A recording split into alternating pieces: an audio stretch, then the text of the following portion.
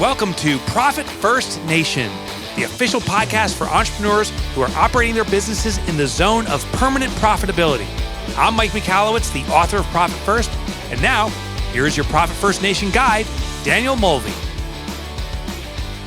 Today is an incredibly special episode. It is a Profit First journey where we have someone who has read Profit First and taken the leap and implemented it in their business. So today I would like to introduce Renee Moore. She is the owner of Canine Craze Performance Center, a dog training facility in Urbandale, Iowa. And she is also the creator of Dog Perfect and Puppy Perfect, which will turn your naughty dog or your naughty puppy into the perfect dog through her innovative and just dynamic online training programs for that. Welcome to Profit First Nation, Renee. Thank you for having me. So we haven't spoken in a while, which has been on purpose, so that we can get the real download, because it's been about a year since you implemented Profit First. You read the book and you dove right in right away, and then we got connected pretty quickly. And then I think you might have had like a question to the podcast or something, and then you joined in July of 2023. So a little less than 2 months after starting Profit First, you joined our community Second Half Strong, which was really gonna get you focused, and you showed up every day to work an hour on your business, and you made such a huge transformation over that 6 months. So we're going to talk about kind of like your journey here. That's why it's the Profit First Journey episode. So we'll talk about what got you to implement Profit First, kind of like some things about that implementation process. Then we'll talk about your experience in Second Half Strong, and then what's been going on in 2023. So did I say that right? So you implemented it in May of 2022, and you joined Second Half Strong in July of 2022. I think I might have gotten those years wrong. So sorry about that. All right. So what made you implement Profit First? How did you hear about Profit First? So I was in the mastermind, and in the mastermind, somebody had mentioned the Profit First book, and it intrigued me because one thing that I had always struggled on in the world of business or owning a business is I never had any money in the bank. And in fact, I was always scrambling. And then when certain payments would come up for different things, it'd be like, okay, where am I going to find this extra money this time? And I never had enough, and it seemed to disappear quickly. And it was silly because when you're a six-figure business, you're going, well, you bring in a lot of money, where's all the money going? And so I was kind of just tired of the rat race. Awesome. And you really, I mean, like clearly you read the book and you're just like, I'm doing this. And I mean, I would say that you just were one of those people that didn't waste any time in terms of implementing it. Tell everyone, is the implementation easy, medium, or hard to do? And about how long did it take you from when you finished Profit First, reading the book, to actually doing your first full allocation day? Yeah, so I finished reading the book in spring of 2022. I want to say it was around April. It was about within the month that I had opened up the accounts. I actually switched banks, and I opened up the accounts and I moved everything over. And it was a process because you have a lot. Well, if anybody's like me, which I'm sure you are, you have a ton of automatic payments. And so you had to set things up in a way that, things weren't getting lost in translation as you were moving things about. But it was about 4 to 6 weeks from the time I finished Profit First, opened the bank accounts, and then did my first allocation because I had to get everything moved over. Hard or not? It's not hard. What's hard is the mental work. Because we are we're driven by our habits. And Mike talks about that all the time.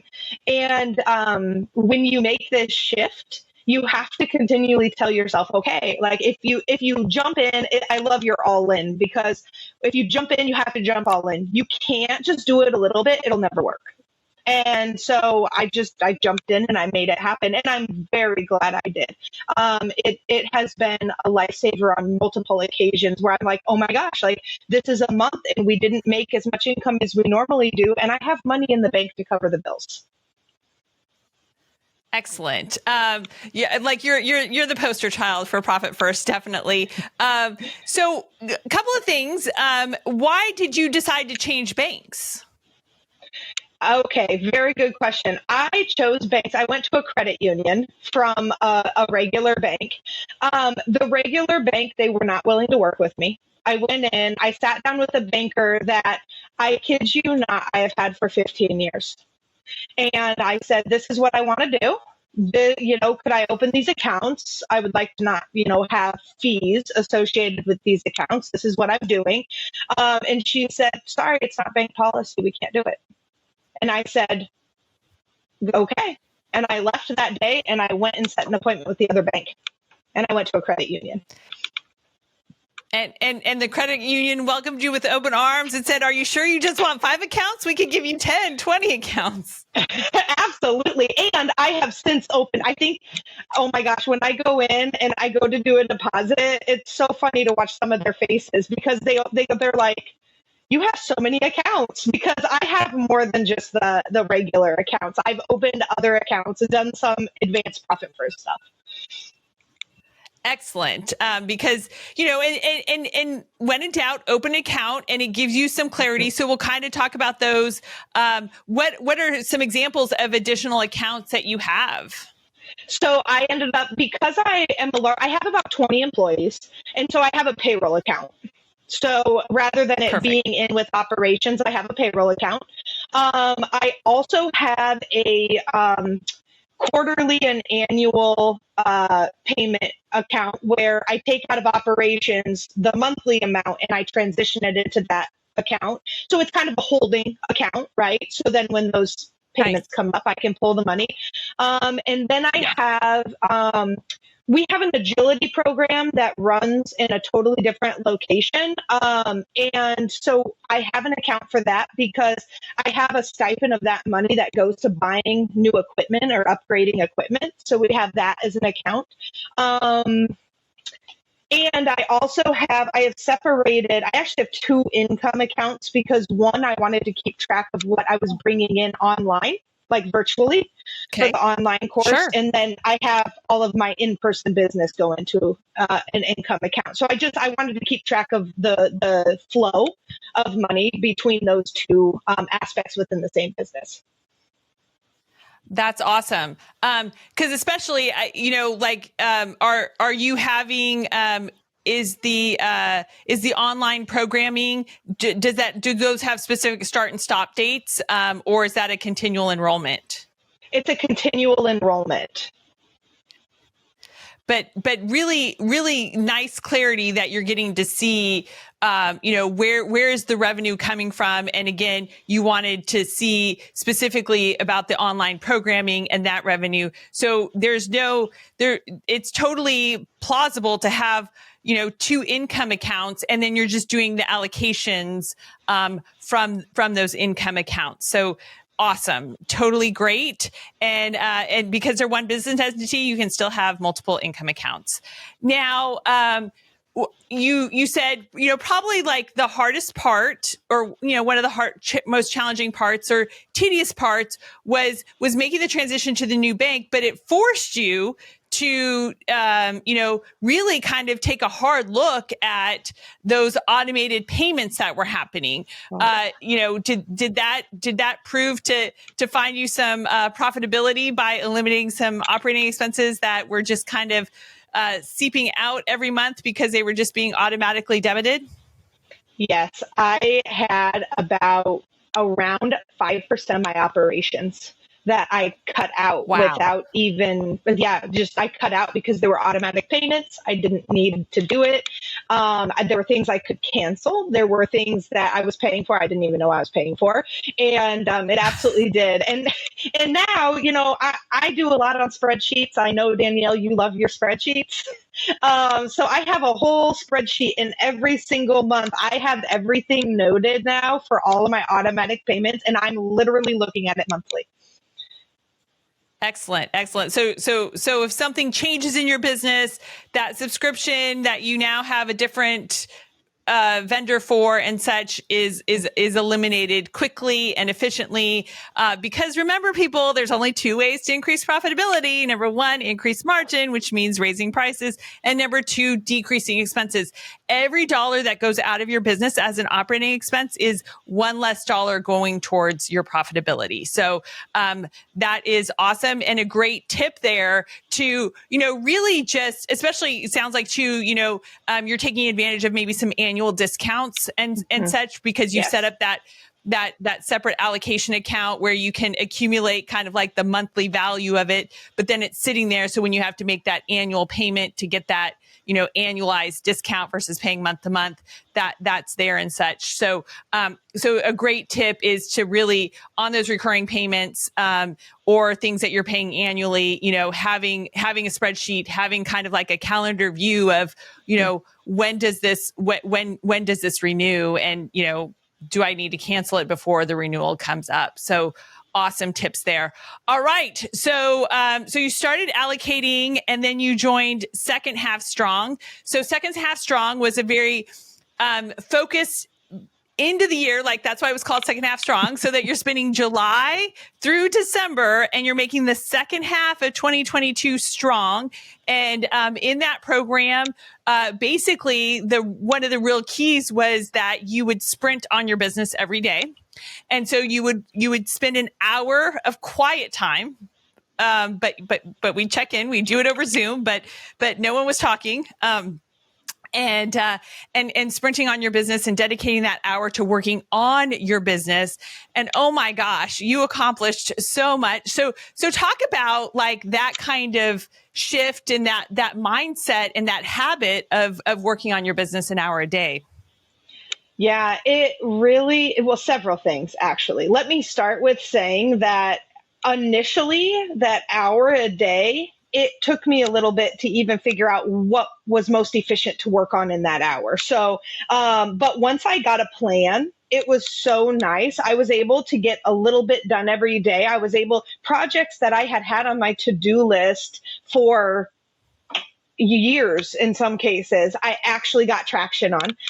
Also, coming back to the drawing board on a daily basis for that hour allowed me to continually focus on the business and the direction I was going, which when you get caught up in the minutia of your business in the day to day, you often lose sight of it. And next thing you know, you're, it's miles the wrong direction. And by doing that hour every single day, it allowed me to come back and start my day with focusing on where I'm going and the goal. And then nothing during the day really took me off track for what I actually need to focus on. And when opportunities or things would come up, I learned it's okay to say no. Very good. Yes. So that sprinting on your business ideally happens in like in the first hour of your day, of your business day, because, with best intentions, our days as a business owner often get hijacked, and, we go to put out the fire, we go to what's urgent and maybe not important, but having that sprinting hour in that morning really allows you to be super strategic and really kind of knock through things. But it is important to have a plan. And so kind of saying, okay, here's what I want to accomplish over 5 days of sprinting, or here's what I want to accomplish over the next 10 days of sprinting. So you just totally knocked it out of the park. Kind of maybe like walk us through, where your business was and the evolution it took during Second Half Strong. I've got the spreadsheet if you need a refresh on that. yeah, so tell us a little bit, give us some numbers, give us a breakdown. Oh my gosh, give you some numbers. I don't remember my numbers from then. We're 6 months into 2023. Okay, so I guess where I'm going to say to start is I really took a hard look at the industry standard, and I refused to be in a box. So a lot of things happened in that 6 months of Second Half Strong, where I really looked into, well, the industry does private trainings, for example, private trainings with dogs this way. The industry holds training classes this way. But, I think I kept saying to you guys over and over and over again, I was like, this isn't working. Like, people come in and they think a 6-week class is all they need to train their dog and then they're good. And that's just not the way it works. And so in regards to numbers, I remember when we were reverse engineering. I love your reverse engineering. We were looking at what's the most profitable, what takes the least amount of time, has the highest profit margins. And what we really came down to is classes. Training classes right. was one of our in-person, the highest profit margin as far as in-person services. We obviously have my consulting, but that's another thing. So the classes were the best. But one of the things I kept saying to you, which this is one of my big changes, by the way, that I was going to share, is people would take the first class, but then they wouldn't sign up for the sequential classes, or a small percentage of people would. And so this is where I said, I know the industry does it this way, but forget about it. I'm throwing it away. And I took Dog Perfect, which was my virtual class I put together. And that's what we offer now in person. And so if you come take an obedience class from us, you can't just take 6 weeks and be done. It's a 15-week course. You take it all or you take nothing. And that's not industry standard. But I have to tell you, it's helped our bottom line, because now when people sign up, they sign up for the whole thing. It's not trying to get people to sign up over and over again. And really, what you finessed is kind of giving people what they want, but also what they need. They want obedience training. They want the results, but what they really need is a 15-week program. They really need something that is different than what is in the industry right now. And I'm sure, because you changed your model, I mean, your clients are getting amazing results, because now you're delivering what they need. It wasn't necessarily what they wanted, what they thought they wanted, but it is what they need to get the results that they want. Yes, absolutely, 100%. And now we're not spending money and time on the back end trying to get people to sign up for the next class. Instead, they get it all. It's all inclusive. Awesome. And then, so you mentioned a little bit about monthly consulting, or your consulting, which was a monthly retainer. And I want to say we talked about it a little bit, and I'm like, oh my gosh, this is incredible margin for you. And you really had a true passion for it too, because you brought an expertise to it, and you were really helping the organization that you were consulting with in a phenomenal way. And if I'm not mistaken, you at least doubled, but possibly tripled that consulting fee? Doubled. Yes. Doubled. Okay. Amazing. Doubled. But you doubled it in 2 months, right? I mean, yeah, it was something like that. Yes. Right away. And you know what's funny about that? And I was talking to my daughter about this today is what's important. And, I think, you've been part of masterminds and stuff before, but what I hope Second Half Strong did for you was it gave you an opportunity to kind of get things out of your head, talk to someone, and put it out into the universe, Yeah. Because you probably never really I forced the conversation on consulting.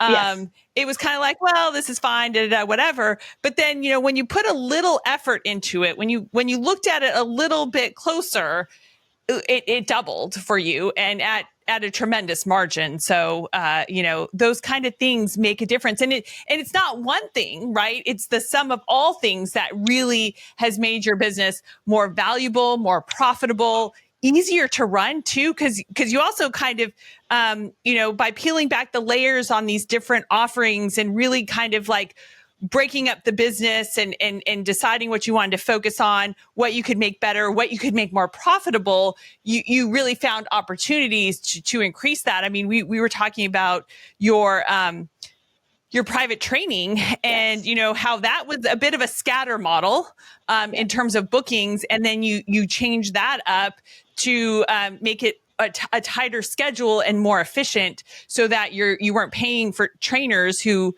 didn't have appointments in between appointments, or they had to travel great distances, right?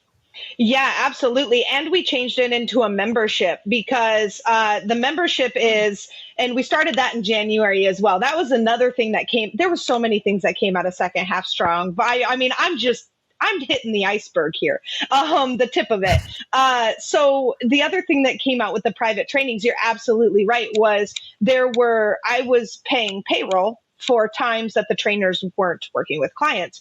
So I hit it actually from both angles. So trainers needed to be working with clients in order to be paid. But on top of that, the other thing that happened was I turned our private training into a membership, which means you pay a membership fee on a monthly basis and you have a time slot with your trainer every week or every other week. And you meet with them and you get charged for any time slot in the month that the trainer's available and we're open as a facility. And if that means that it's 3 times in that month you'd meet, you get charged for 3 times. If you can't make it, you can't make it. Like that's like you're paying to have that time slot. So it's reserved. So you're getting paid no matter what, which, yes. the cancellations were kind of killing you. And, and because you were still paying your staff, right? Yes, absolutely. Especially a lot of them were last minute cancellations. I mean, we looked through and in 1 month there were 45 reschedules.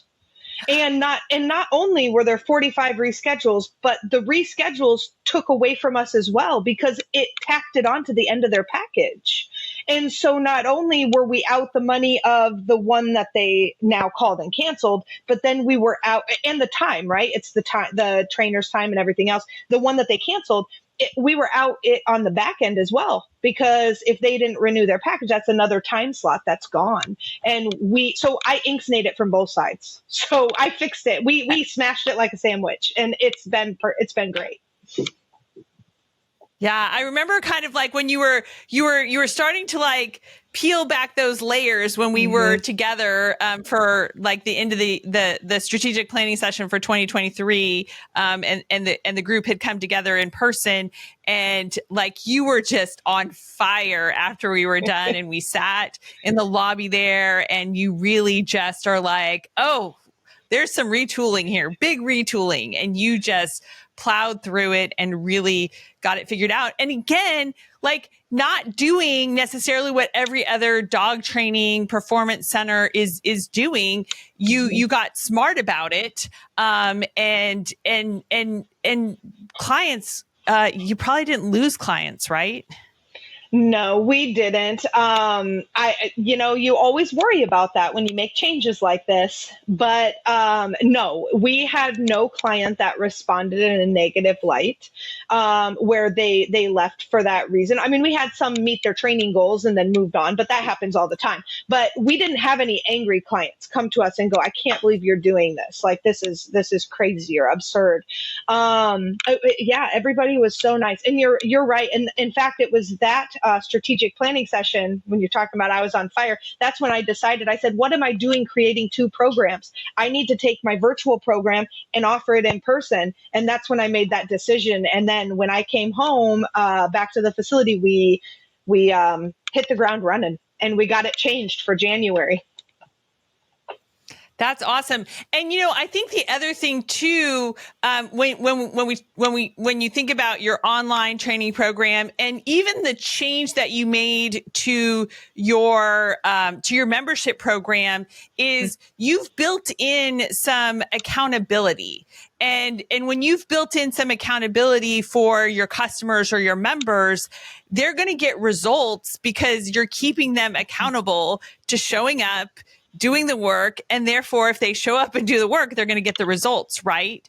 Yes. they're going to get them better, faster, cheaper. And when I say cheaper, it's going to be because they got it done in 15 weeks. They didn't do 6 weeks and then take a break and then come back, a few months later and really kind of have to start at week 1 again and repeat the process. It's really about just making things super, super efficient for your clients. And charging a more of a premium, but ultimately, I think in the end, your clients, even though they're paying maybe a premium versus your competitors, they're getting the ultimate results cheaper than going through the traditional way or the way that all the other programs are doing it. Would that be fair to say? Yeah, absolutely. And the other thing that allows the accelerated learning is the fact that they're with the same trainer. So that same trainer, like if you and your dog are absolutely rocking it, that trainer can push you along further and push you farther than even where the curriculum is in the class. Where if you're switching from trainer to trainer to trainer, because even in our facility, I mean, we have 20 employees. Of those 20 employees, like 12 of them are trainers. So if you're switching from class to class and you have different trainers at different levels teaching different classes, when you come into their class for the first time, they don't know you and your dog. If you have 6 weeks with them, you spend the first 2 to 3 just to get to know them and their dog. So so accountability, like making it kind of just, you took away the leisure to cancel ad hoc, because you were getting a lot of last minute cancellations. Now that they're paying a membership, they want to get their credits in for that month, for that membership. So they're going to be staying on track in the program and not wanting to give up those credits. But I really like that. And then the continuity. So, because they've got the same trainer showing up because they're locked into that schedule and such, perfect. But I really like that term accelerated learning. And that's something that I've really had to it's hard, but it's totally worth it. So, I think of our programming, even with Second Half Strong or the All In Company, et cetera, it's a lot. And so it can be challenging, but it's so worth the challenge to make hard things simple. And so, when you can get accelerated learning in motion, you're getting results for your clients and your customers way faster and more efficient. And again, I'm going to go back to that's better, faster, cheaper. When you can get it done lickety split in that accelerated learning model. So just awesome. What advice do you have to entrepreneurs who, have successful businesses, but they've kind of just been doing the same old? Well, okay. First, I guess I have to say this. Change is good. And you should never be stagnant. And there's always, now don't get me wrong, there might be certain core things that make your business what it is. But everything on the fringes, you got to be exploring. You got to push yourself outside your comfort zone. Oh my gosh, I hear you and me right now. Me getting outside my comfort zone. So you got to push outside your comfort zone, and you're going to grow as an individual. You're going to be able to help more people. You're going to grow your innovation. And if it's hard, it's working. That's awesome. Well, congratulations to your success. Cheers to another profitable day, my entrepreneurial friend, Renee. If you would like to check out Renee's programming, whether you're in Urbandale, Iowa, or you want to do it online, you can go to caninecraze.com. And for her dog perfect, turn your naughty dog into the perfect dog, go to caninecraze.com/dog-perfect. Thank you so much, my entrepreneurial friends, and we will see you next week. Thanks for tuning in to the Profit First Nation podcast. We hope you found today's episode valuable and that it's inspired you to take action towards achieving permanent profitability in your business. If you want to learn more about how to implement Profit First in your business and connect with a community of like-minded entrepreneurs, be sure to visit us at profitfirstnation.com to download our how-to guides and resources. Remember, permanent profitability is within your reach, and we're here to support you every step of the way. So let's do Profit First right together.